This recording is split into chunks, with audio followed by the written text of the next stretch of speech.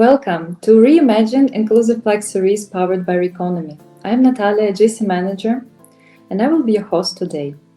We will dedicate our second episode of this series to the International Day of Girls in the ICT. This year's theme is leadership, that underscores the critical role of female role models in the science, technology, engineering, and mathematics, or STEM in short. So greetings to our first guest, Victoria Dubrovnik, data scientist from Beetroot Academy. Hello everyone, happy to be here. So nice to meet you, Natalia. Victoria, could you please tell us more about your journey into the ICT sector and what inspired you to pursue career in this field? So to be honest, my love for math was actually played a big role in steering me towards ICT. And in school, I very enjoyed problem-solving aspects of math, and I felt like going to this ACT sector is like kind of a natural extensions of that, of my love to math. And it was like all about applying these skills in the real world, so it was very fascinating, and so that's I think it. Sounds insightful. And how supportive your parents were of your choice?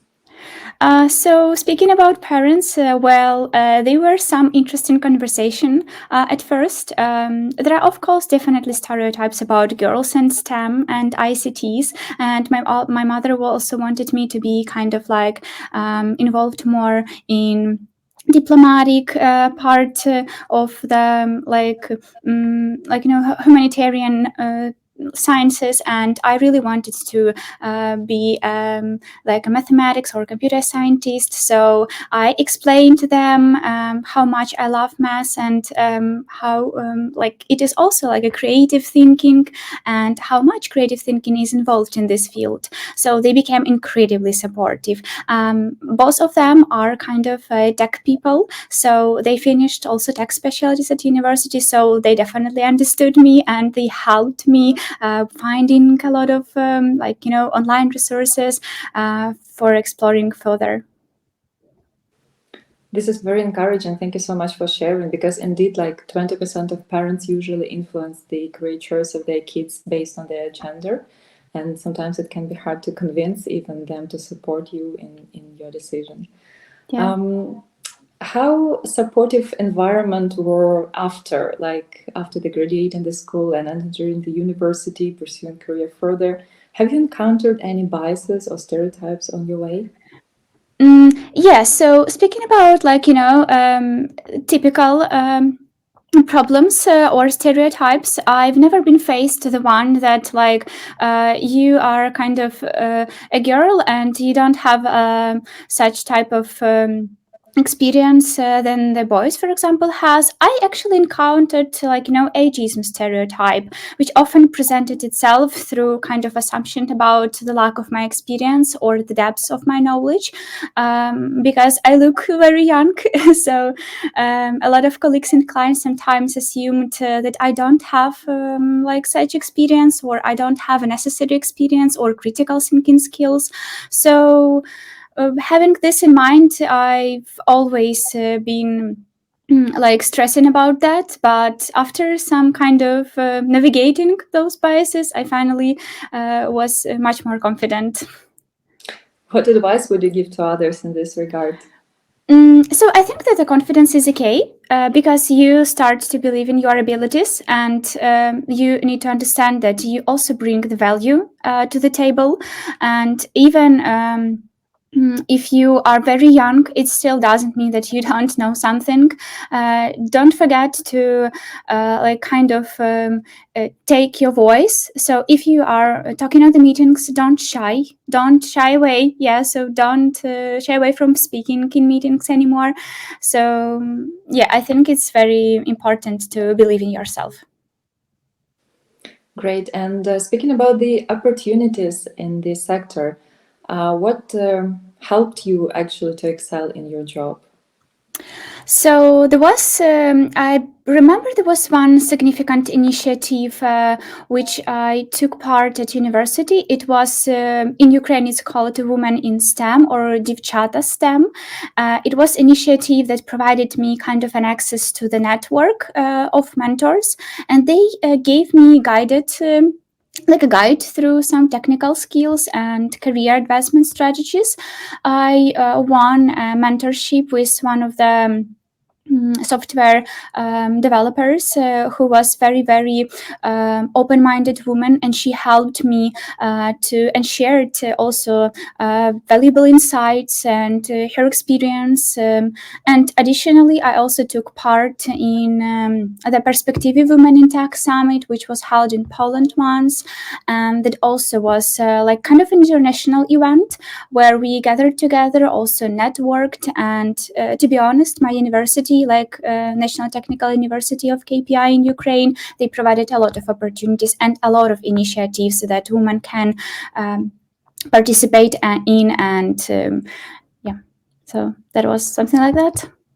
Thank you for unpacking it further. It's really inspiring. Maybe let's move to your current work, which you're doing now with the Beetroot Academy. Could you tell us more about the module on the artificial intelligence that has been recently developed and incorporated in the curriculum of the Beetroot Academy within the RECONOMY program? And maybe you can already share some inspiring stories from the graduates of this course.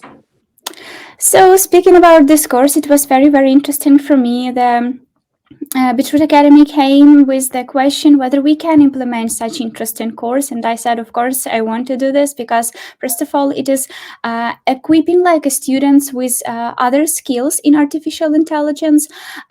It's more like a helpful course for already who are the developers, and it is some kind of providing them with examples of how they can use the generative AI techniques and tools in their workflow. For example, how they can implement or how they can use the ChatGPT or Gemini in when they generate their code, when they generate test cases or debugging. So it was more about describing the popular generative AI tools for developers, for example, GitHub Copilot or Tab9 or Amazon Code Whisperer, and at the same time showing the developers how they can use it and actually how they can integrate them within their existing workflow. It was also a little bit more in this course about the concept of the prompts. What is the best way to write prompts? How to, it's kind of a guiding them to the writing the right prompts. And also it was this course, it was also talking about the ethical side of AI. So there are a lot of workers that forgot that they are working in big corporates and they actually are forbidden to share some kind of information or snippets of the code. So at that course, we also discussed that what are potential ethical challenges or problems the developers might face when they working with generative AI tools. And speaking about the kind of new like impacts or any kind of other achievements from my students, I believe right now it's going to be like a challenging to speak because we just definitely only started launched this new model, and like every student they just need to try those capabilities of AI. Is like it's kind of a testament for the program's value. So over time, as more graduates apply their skills in real world, I believe that we have a clear picture of the program's impact and the success on the alumni of this program. And I believe some of them will be startuppers, and yeah. Sounds very inspiring and very promising. I believe that this is very important to help them to feel confident now with these tools, that this course was very timely introduced, because there are a lot of fears around the AI and myth. Like maybe you could share also some interesting stories, because we know that people tend to avoid something that seems scary to them at the beginning, but as soon as they learn more about how helpful it can be in their daily lives and their work, they become more open to it.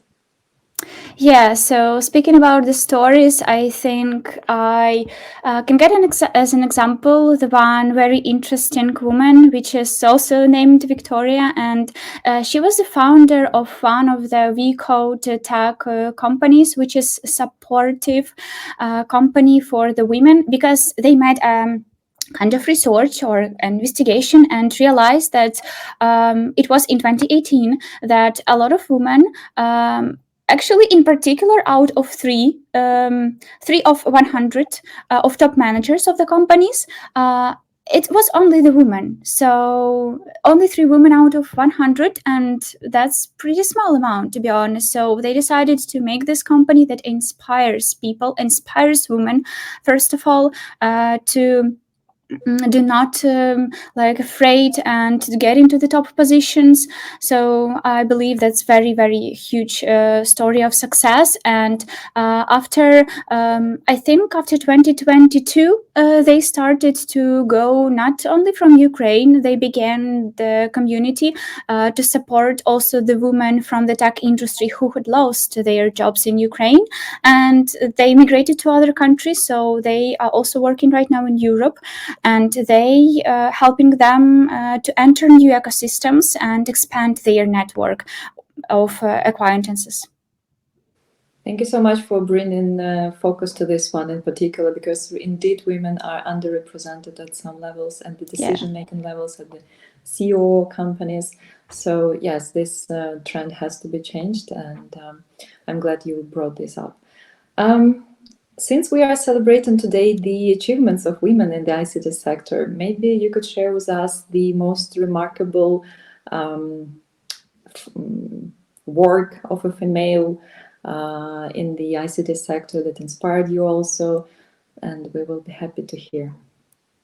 Yeah, so this inspiration again comes from the same company that I mentioned, because this Victoria and her friend, so they actually were kind of the CEOs and CTOs of their own companies, and actually this made me kind of inspiring, because I see that women can actually bring a lot of opportunities. They are very powerful if they do not afraid. So I believe the one of the success stories for me is their story, that they do not afraid everything. I mean, like speaking and don't afraid to have higher positions, so they are self-confident. So that's probably like ideal woman for me.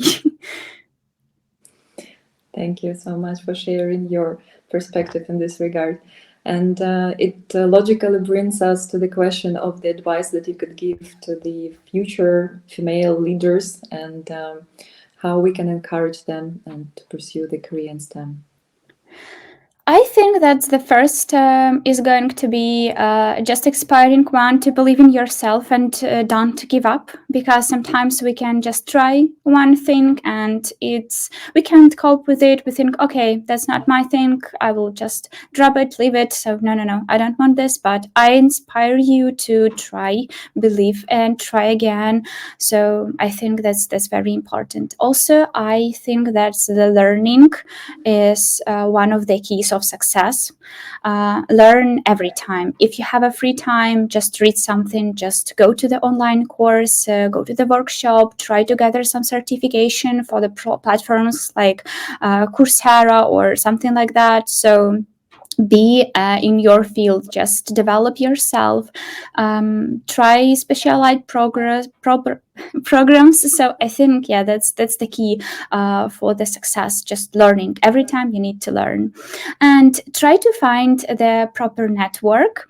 If you don't know anybody who can you talk to about your specific issue, for example, I didn't know whom can I talk about data science, because there was 2 data scientists in my team. One was the American data scientist, and I was the data scientist from Ukraine, and I was sometimes like within this time lag, I wanted to ask as many questions as they want, but I just didn't have an opportunity to do that. So I was surrounded only by one data scientist. So with that, I found interesting programs in Ukraine who's holding like AI workshops. It was like kind of mentorship programs as well. It was also networking events. So I try to find as network community, and it can provide you for you a valuable insight, and they can give you like a good career advice. Great. It's like three advice already. Like to summarize, Yes. this is a consistency, this is a lifelong learning, and looking for the networking opportunities. Yes. Great. Victoria, thank you so much for joining us today and sharing your perspective and insights. We're wishing you all the best in your future career development, and especially in terms of you helping other women to excel in the STEM field. Yeah. Thank you so much, Natalia. Was happy to be there. Yeah. Thanks, everyone. And we are moving to our next guest, Tyler Foster, the President and Chief Technology Officer of Evolve AI. Welcome, Tyler, and thank you so much for joining us today. Yeah, thank you. Thank you, Natalia, for inviting me on, and looking forward to the chat. Could you please tell us more about your work? Yeah, so my background's primarily in large-scale distributed systems and artificial intelligence. I've worked in the industry now for about 22 years, and building everything from early ECAD systems and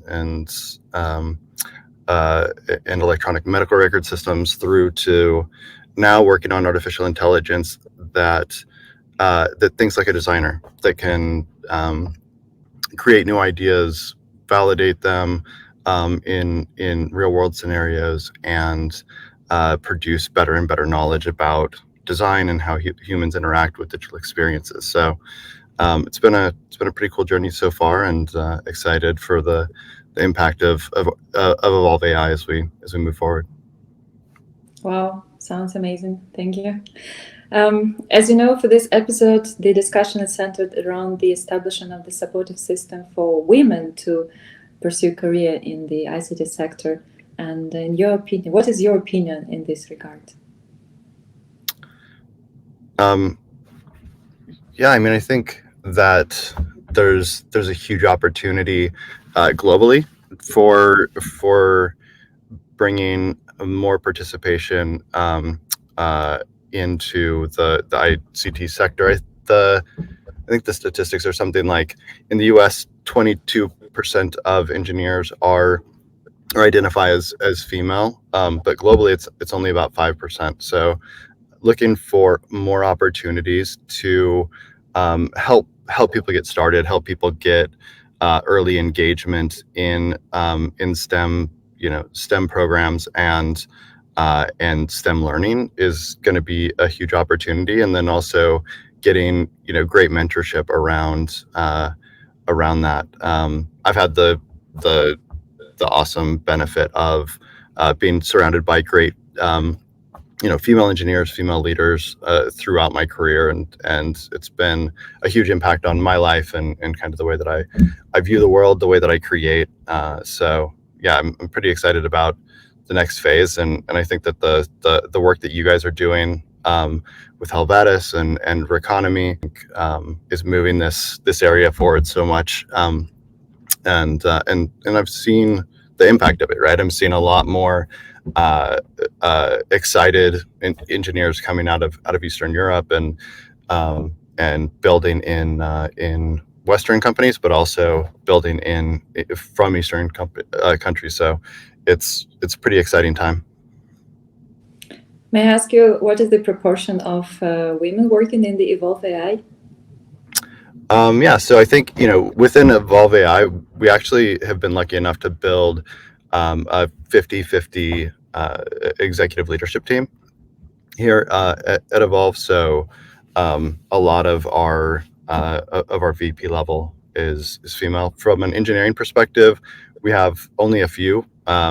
I think in general you see a lot of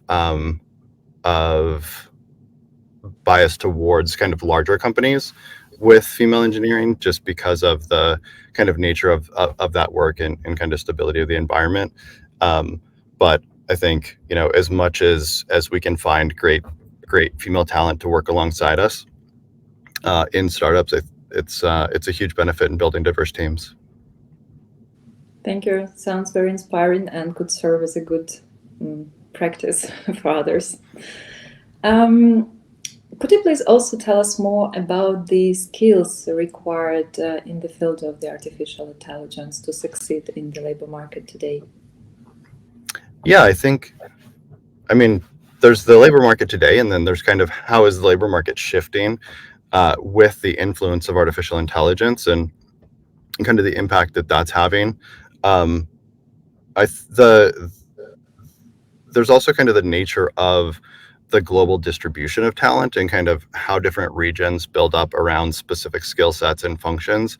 So, you know, when looking at this next phase, there's a lot of opportunity right now with everything from, you know, even model validation and training data development is a huge opportunity, data cleansing, all the way through to you know, building your own agents through LLMs and RAG like systems. So in the grand scheme of things, I think the barrier to entry to applying artificial intelligence to technical problems and business problems in general has been going down quite a bit over the last, you know, 5 to 10 years, with tons of great libraries and open source technologies, open source models, you know, great foundational models that are, you know, meant that AI wasn't accessible at all, you know, 5 to 10 years ago for so many people in the market. But now with all of that kind of coming together, with some decent Python skills and some really good data organization skills and creativity, I think it's much more accessible today. People can come in, learn their way around, and apply it to real business problems, which, you know, I'm personally super excited about the opportunity to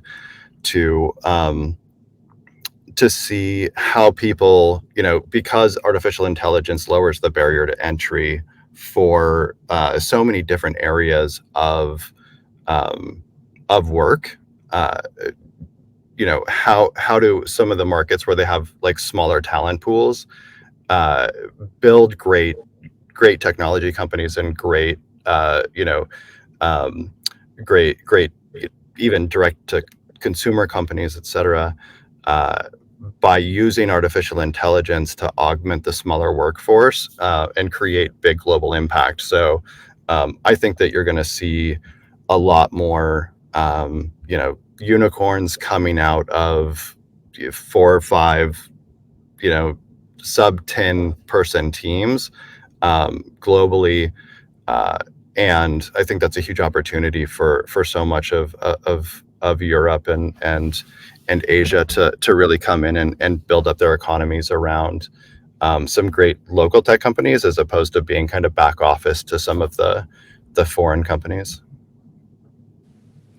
Thank you for sharing your perspective, because in our work within both regions of Eastern Partnership and Western Balkans, we observe a kind of skills mismatch of what is required by the companies, what is in demand, and what people are ready to offer. But maybe you could give an advice on what in particular to keep in mind when you want to excel in the artificial intelligence for young people, for students, like some wisdom to share for them to inspire them. Well, wisdom generally comes from mistakes, so luckily I've made enough of them to have some views here. So yeah, no, I think the opportunity that I think is available right now is to develop more skills around the product and how to think about how technology is used, right? Like in general, there are a lot of people who can write some Python, write some JavaScript, but product understanding, being able to connect a technical solution to a real kind of market problem is an area that I think is going to get more and more important as artificial intelligence continues to advance and lower that barrier to entry. So being able to build your own agents in OpenAI, being able to apply basic algorithms to data problems, learning some skills around like XGBoost and some of those algorithmic approaches. I think that's helpful from a technical skills perspective. But I think that the curiosity and kind of ambition of just trying things and building things and doing it all the time, I think is how people learn and keep up, right? Because AI is moving so fast right now that that learning to learn and operate within the space is more important than what specific algorithm you're using or what technology you're using today.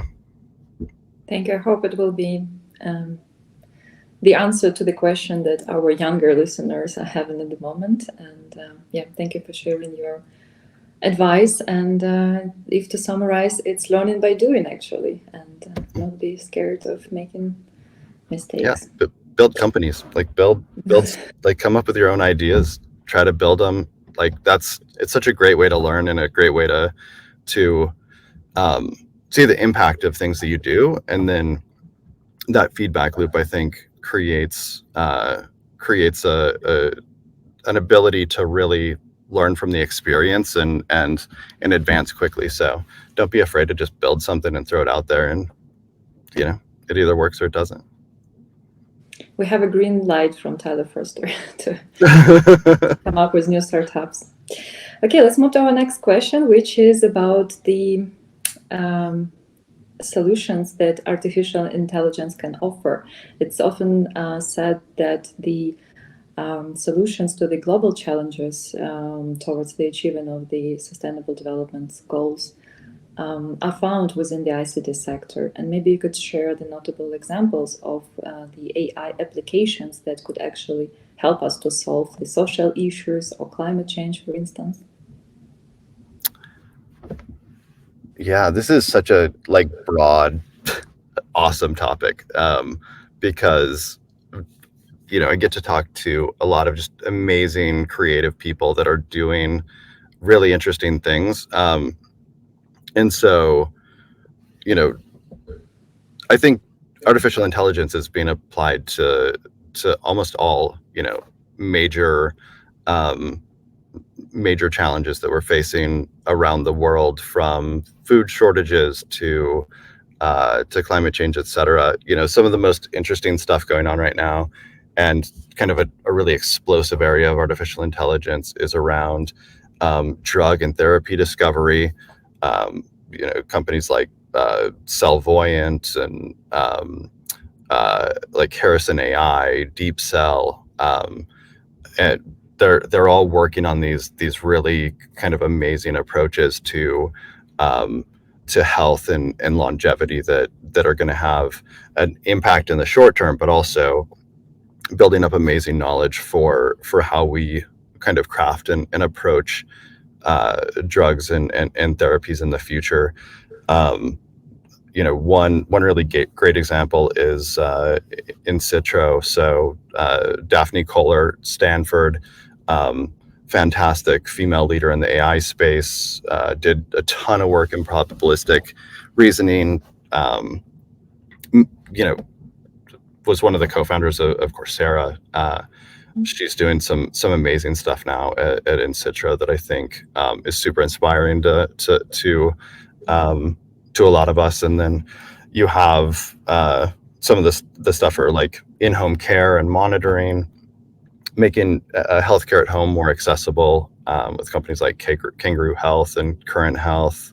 Yeah, one area that I'm super excited about that has received a lot of investment but has faced a lot of challenges of finding really efficient sources is hydrogen. So there's a ton of really great research into utilization of hydrogen for vehicles through fuel cells and everything. But at the end of the day, you need to have really clear, efficient access to hydrogen. And oftentimes, the electrolysis processes for separation or coke gas or whatever have high energy consumption or byproduct that's undesirable. So getting good, clean, efficient hydrogen is I think a really important problem for us to solve globally as we try to transition towards a more sustainable energy program. And so there's a ton of really interesting work going on with companies like GTech who are using AI to analyze images or satellite images to be able to detect ovoids and semicircular depressions and things like that, signals that you can see on the land that there might be available geological hydrogen available. So if we can sort of find those deposits and start to figure out a way to utilize them efficiently, it's going to be a huge boon. And I think that's particularly interesting in Europe, where there's a high density of them. So it could be a way for Europe and Eastern Europe to be able to play a really massive role beyond what they're already doing on the green energy side. So excited about a lot of that stuff. Then you like that approach of using artificial intelligence to analyze satellite images is being used for so many really amazing projects, from tracking deforestation to like icebergs and glacier melt, and some really interesting stuff actually for tracking deposits in the ocean of waste materials and trash, where like maybe they build up at some island off in the middle of nowhere, being able to find those and then send ships to go and clean them up. So I think AI is being applied to all kinds of amazing problems, but I think these are some of the areas that it's going to have some of the biggest impact. And since today we're celebrating the achievements of women in the technology and recognize their contribution, could you please share the examples of some achievements that have been done by women specifically in the sector of ICT and artificial intelligence? Oh, wow. That's a big question. I think, it's one of the areas where you can actually see it all the way back to the beginning, right? Like Ada Lovelace working with Babbage on the mechanical computers and analytical machines, right? Like that was it. Women have played a key role all the way through the history of computing. A lot of the early coders were primarily female. I think that if we're looking at more kind of contemporary examples, though, a few stand out. The example I gave before of Daphne Kohler, I think is a good one. She's just having huge impact and doing amazing things, and is a big inspiration. Her area at Stanford is primarily around probabilistic reasoning, and now like with the work that she's doing with in Citro's, there's just an amazing opportunity for impact there, and she's just doing great things. Cynthia Brazil, I think, also comes to mind. She's with the MIT Media Labs. She does some really, really amazing work in social robotics and how humans interface with robots and artificial intelligence. And she wrote an amazing book called Designing Social Robots that I think everybody should have the chance to read. But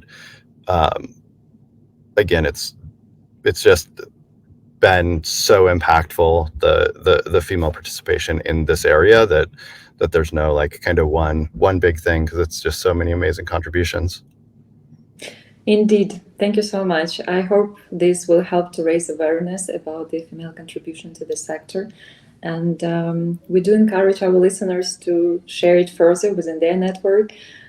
So we will spread the message and we'll celebrate together their contribution. Thank you so much. Maybe on another note, I would like to ask you about the most disturbing question that is on the mind of young people, of their parents, while choosing their future career.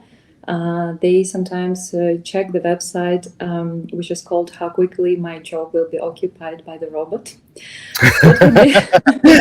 What would be your advice in this regard? Like, should they be scared already? How are the prospects, career prospects in this regard? Again, a big question. Nice question. I appreciate that, actually. Yeah, automation has been a big part of humanity since the Industrial Revolution, right? Like we've automated so many different areas. The fact is I think AGI arrives a lot faster than people think it will, but I also think that it changes a lot less than people think it will. So as we're looking at things like potentially automated coding and things like that, that's why I sort of bias towards that product knowledge, that that enablement component, because I think that if that what's going to happen is you're going to see the barrier to entry for getting ideas to market go down significantly. And so, a 2 or 3 person shop in Croatia or Bosnia, Ukraine can produce a product that has a global impact using artificial intelligence today, right? Like there's a potential to do it with the technology of today. And so I think that there's always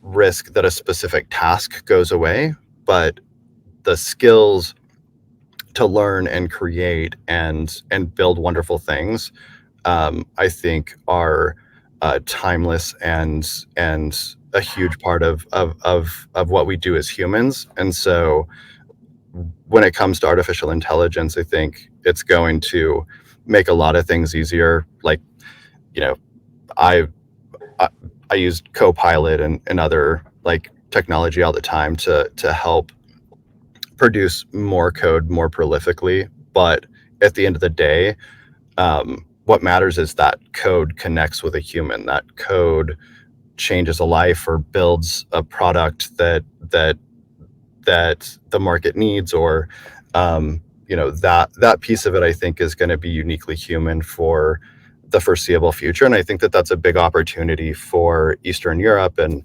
other global markets, where maybe they've kind of biased towards just like pure coding shops and consultancies, where it's really just kind of coding as a task.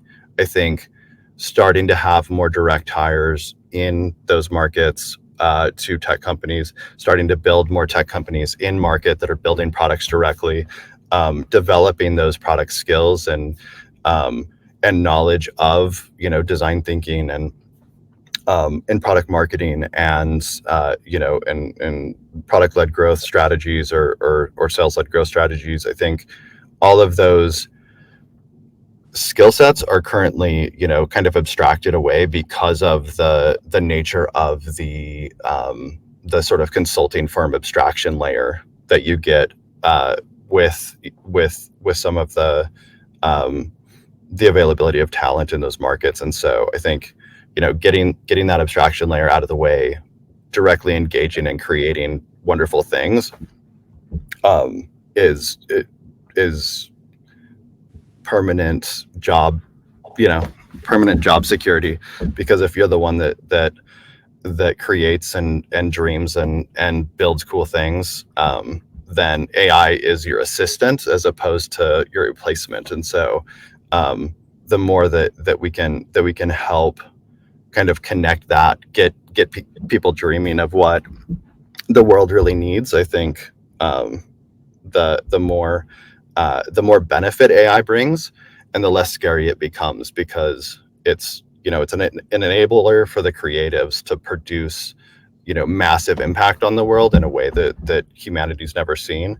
And I think people just need to understand what's it really like available to them, and it is a tool. And that's why I think that the programs that Beetroot's putting together, and the programs that RECONOMY and other organizations are doing around teaching these skills are so important, because it's preparing people to be able to apply these technologies to the problem space that they know, to the projects that they care about, and with that they get superpowers and can have a huge impact on the world. Thank you for reassuring our listeners, and thank you for appreciation of our work. Indeed, AI became the essential part of our daily life. Like, tell me who doesn't use the ChatGPT at the moment? Yes, it's right. Yeah. Or Perplexity, or like, it's also being integrated into like all of our tools, right? From co-pilots in Microsoft Office to autocompletes in Google Docs to video transform in video streaming services. So I think there's just tons of impact from it, and it's just going to continue to increase and just become more and more part of our life and provide more benefit to the people that need it. Thank you so much. Thank you for being with us today and joining the celebration of the International Day of Girls in ICT. We encourage you to share this inclusive plug further within your community to raise awareness about women in the ICT sector and break the stereotypes. Thank you, and stay tuned.